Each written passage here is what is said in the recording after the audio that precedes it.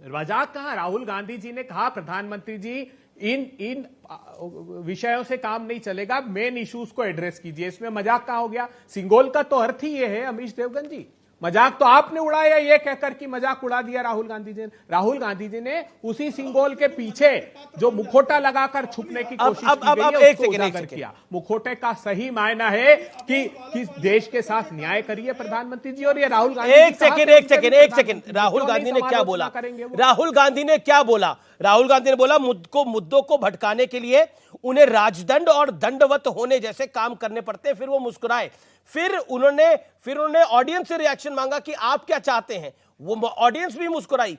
क्या आपको लगता नहीं है कि राजदंड जो भारत के संसद में स्थापित किया गया है उसका मजाक उड़ाना, भारत के लोकतंत्र का, भारत की लोकशाही का मजाक उड़ाना है? यह काम तो असद ओवैसी ने भी नहीं करा, यह काम तो अखिलेश यादव ने भी नहीं करा, यह काम तो किसी राजनेता ने नहीं करा इस देश के।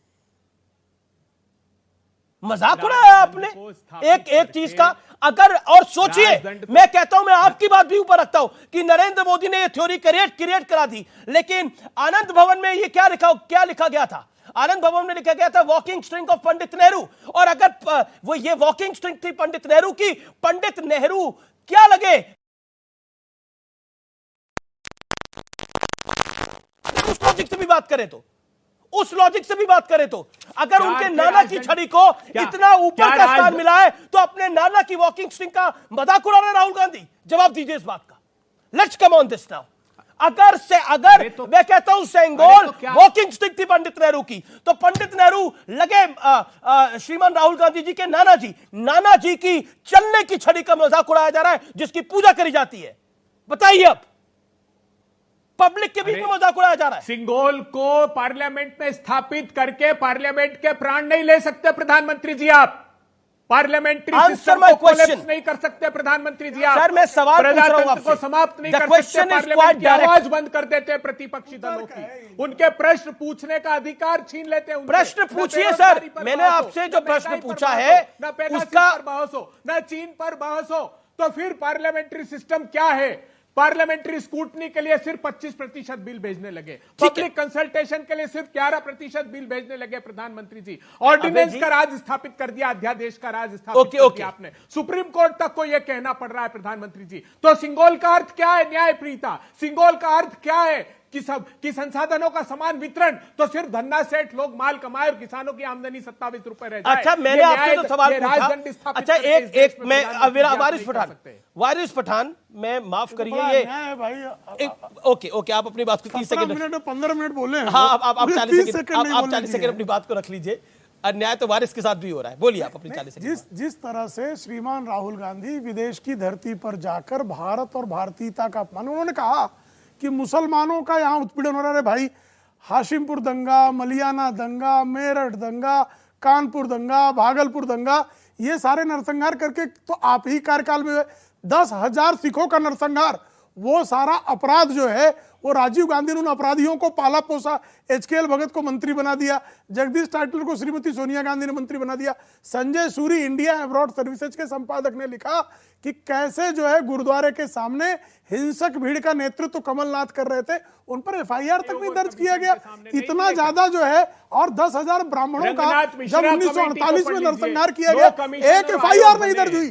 तो नेहरू के इस नृशंस और क्रूर चेहरे को ये देश भली बात जानता है। उन्होंने जस्टिफाई किया, कांग्रेस पार्टी ने जस्टिफाई नहीं किया उनका दंगों को। और उसके बाद जो है अटल बिहारी वाजपेयी जी के चुनाव संचालक का नाम है, सबका प्रयास, सबका विश्वास की बात हो रही है। तो ये जो सोने का चम्मच लेके इटालियन की कोख से जन्मा ये जो युवराज है, उसको बेशर्मी की हद हो गई कि आप फिर लगातार खालिस्तानियों के समर्थन में खड़े हो गए। देखिए, ये अनफेयर है। वारिस पठान को मैं लेके आता हूं। वारिस पठान, मैं आपके पास आता हूं। राहुल गांधी ने 3 बातें बोली, उन 3 बातों पर आपकी राय। 60 सेकंड का वक्त आपके पास है। और मेरा एक आपसे सवाल है, बड़ा पर्सनल सवाल है, और माफ करिए सवाल मैं पूछ रहा हूं। अगर मान लिया जाए Sengol walking stick of Pandit Nehru भी है, walking stick of Pandit Nehru भी है, और वो पूर्व प्रधानमंत्री हैं, देश के प्रथम राष्ट्र प्रधानमंत्री रहे, उनकी स्टिक का भी मजाक उड़ाया जा रहा है बाहर की देश में जाकर, तो आपको जायज नजर आता है? वारिस पठान। देखिए अमीश भाई, मैं भी सबकी बात सुन रहा था, काफी धैर्य से, मुझे बोलने दो। अभी राहुल गांधी ने जो बात कही बाहर जाके, उसके समर्थन में तो उनके प्रवक्ता यहाँ पे बैठे हुए हैं, काफी सक्षम में वो बोल देंगे। हाँ, राहुल गांधी ने वहां पर जाके ये कहा कि जो 1980 के दशक में जो दलितों का हाल था, वो आज के दशक में मुसलमानों का हाल है। उन्होंने ये नहीं बताया कि मुसलमानों का क्या हाल है आज के दशक में, वो मैं बताता हूं क्या हाल है आज के दशक में मुसलमानों का मोदी के राज के अंदर। जब से मोदी की सरकार आई है 2019 से, अमीश भाई, एक हिसाब से नफरत फैला दी है। ऐसा लग रहा है कि मुसलमानों के प्रति तो एक जंग सी छेड़ दी है बीजेपी सरकार ने। इनको कभी हमारे हिजाब से नफरत थी, कभी इनको हमारे खाने पीने से नफरत थी, तो कभी ये सबका साथ, सबका विकास, सबका विश्वास की बात करने लगे। तो मैं तो ये भी पूछ रहा हूं कि बताइए, कितने मुसलमानों को टिकट देके एमएलए बना दिया आपने, कितने मुसलमानों को टिकट देके मेंबर ऑफ पार्लियामेंट बना दिया, या कितने मुसलमान मंत्री आज वहां पे बैठे हुए पार्लियामेंट में, कैबिनेट में? एक भी नहीं। आपको हमारे मदरसों से नफरत थी, आपने मदरसों को बुलडोजर के साथ कर दिया।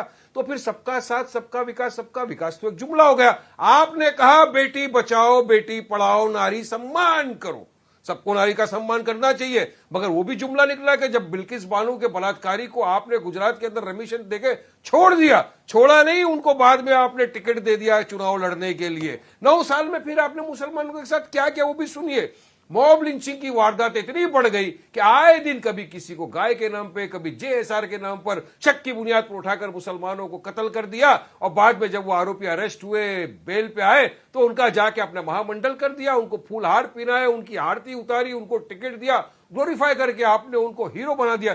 हमारा जो माइनॉरिटी का बजट था, माइनॉरिटी के बजट को आपने खत्म कर दिया। अरे तो क्या किया आपने 9 साल के अंदर मुसलमानों के बारे में? ये राहुल गांधी नहीं बता रहा, ये वारिस पठान अमीश देवगन के शो में बैठ के ठीक है, जवाब ले लेते हैं। और पूरी लिस्ट में आपको दिखा सकता हूं कि जिस कम्युनिटी का अगर पॉलिटिकल एम्पावरमेंट नहीं होगा तो कौम आगे बढ़ेगी कैसा? जी, किस तरह से आगे बढ़ेगी? सुब्राष्ट्र, एक भी मुसलमान अगर मंत्री नहीं होगा, ठीक है, आपने लगभग अपने विषय को 2 मिनट रखा। अब सुब्राष्ट्र से जवाब लेते हैं। सबका विकास, सबका विश्वास के लिए। सुब्राष्ट्र, वारिस पठान की बात का जवाब, वो कह रहे हैं कि एक हेट स्प्रेड हुई है विदेश में। जो राहुल ने बोला वो उनकी अलग बात है, लेकिन एक हेट स्प्रेड हुई है अक्रॉस द नेशन।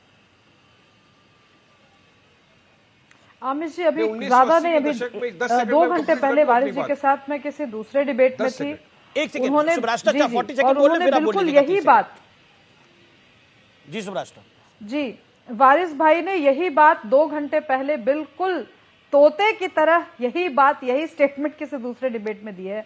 और वारिस जी मेरा जवाब भी जानते हैं, मैं उन्हीं से पूछ रही हूं, क्या आज तक वारिस पठान को 2013 से लेकर अभी तक, जब से मोदी जी का चुनाव कैंपेन शुरू हुआ तब से लेकर आज तक, क्या वारिस पठान को किसी ने रोका कि आप अपनी बात मत रखिए? क्या वारिस पठान के आसपास में जान पहचान वाले किसी मुसलमान भाई को कर दिया?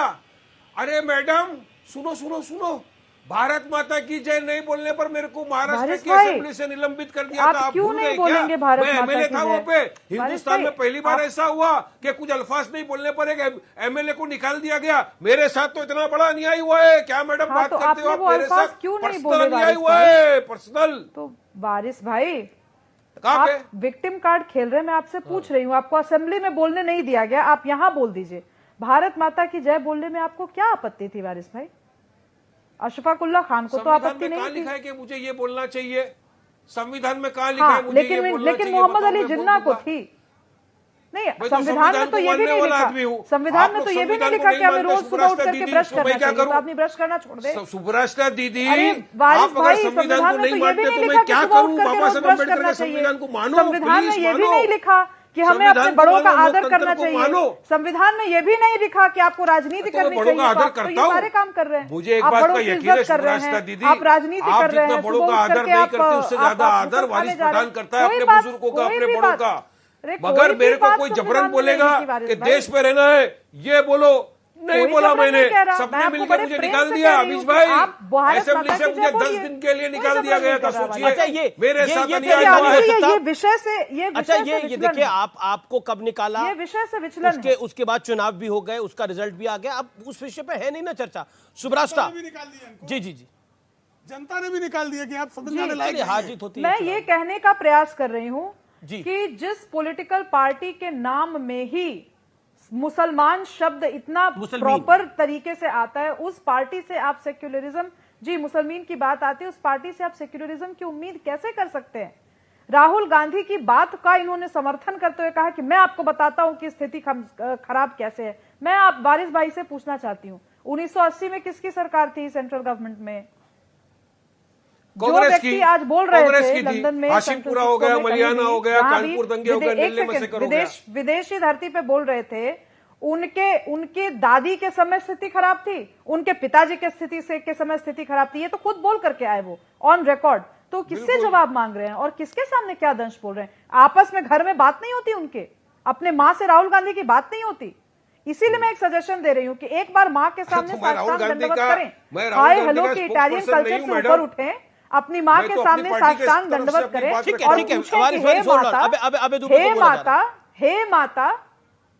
हे माता आप ये बताइए कि मेरी दादी ने या मेरे पिता ने दलितों के साथ या मुसलमानों के साथ ऐसा क्यों किया? ये तो उनके घर की बात है, ये विदेशी धरती पर जाकर के किसको क्या सुना रहे हैं? दुबई जवाब देंगे ना उस बात का। मैं सत्ता में थोड़ी था, सुब्रता दीदी ठीक है, अच्छा आपसे जवाब मांग भी नहीं रही, अबे दुबे से जवाब मांग रही है वारिस पठान पर आप नहीं करते क्या? अच्छा वारिस यू मेड योर पॉइंट। अबे दुबे 40 सेकंड और पीसीआर 40 सेकंड के लिए ऑडियो खोलिएगा, क्योंकि लगातार फिर आप बोलते हैं अन्याय हो जाता है बाकी लोगों के साथ। बड़ा सवाल है, स्मृति ईरानी ने ट्वीट किया है, कांग्रेस ने ट्वीट किया था कि गुमशुदा है स्मृति ईरानी। उन्होंने बोला मैं तो अमेठी में हूं, फलाने फलाने गांव में हूं, अगर आप एक पूर्व सांसद की तलाश कर रहे हैं तो वो अमेरिका में अवेलेबल है। ये ट्वीट इसलिए किया गया है कि बर्बरता निर्ममता पूर्वक देश की वो बेटियां जो देश का गौरव है, जो मेडल लेकर आई है, पहलवान बेटियां, उनके साथ अन्याय किया जा रहा है इस सरकार के द्वारा, और वो एक शब्द बोलने को तैयार नहीं है। मैं पूछना चाहता हूं, इस देश के किसान जब आंदोलन करें, धरना करें, तो वो पाकिस्तानी और खलिस्तानी हो जाते हैं। इस देश का नौजवान जब अपने न्याय के लिए आंदोलन करे सड़कों पर अग्निवीर योजना के खिलाफ, तो वो देशद्रोही हो जाते हैं। आज इस देश की बात का जवाब, आंसू बहा रहे, उनके साथ इतनी बर्बरता। प्रधानमंत्री जी मेडल जीत कर आई तो फोटो खिंचाया आपने, और आज ऐसी फोटो फ्रेम में उनको लाकर खड़ा कर दिया कि वो जार जार आंसू बहा रही है। तब हम पूछना चाहते हैं स्मृति ईरानी जी से, तब पूछना चाहते हैं कि गैस का सिलेंडर 400 रुपए से 1000 रुपए के पार हो गया। आपकी प्रॉब्लम है, आप एक विषय पर टिकते नहीं, आप सिलेंडर से लेकर रेस्टोरेंट तक सब चले गए हैं। लेकिन अब आपके सवाल का भी जवाब ले लेते हैं। शुभराष्ट्रा भी कहना चाहती है, प्रेम शुक्ला भी कहना चाहते हैं। प्रेम शुक्ला 40 सेकंड आप जवाब। देखिए, ये महिलाओं की बात करते हैं, और जिसने जो है एक अनुसूचित जात की कांग्रेस की पदाधिकारी का सेक्सुअल एक्सप्लॉयटेशन किया, उस संदीप सिंह को प्रियंका वाड्रा के साथ चिपक के उन्हीं पहलवानों से मिलने गया था। इतनी बेशर्मी की हद और क्या हो सकती है? अंकिता दत्ता ने इनके जो है कांग्रेस के युवा कांग्रेस के अध्यक्ष बीवी श्रीनिवास का पोल खोला कि किस तरह से वो उनका सेक्सुअल एक्सप्लॉयटेशन करता था, तो उसको कांग्रेस पार्टी से निकाल दिया। और आप भाई, आपके मुख्यमंत्री जो है जेबी पटनायक जो है, देखिए फिर पीछे बोलने लगे। ये क्या तरीका है? वक्त ब्रेक का है, आप देखते रहिए CNBC आवाज पे।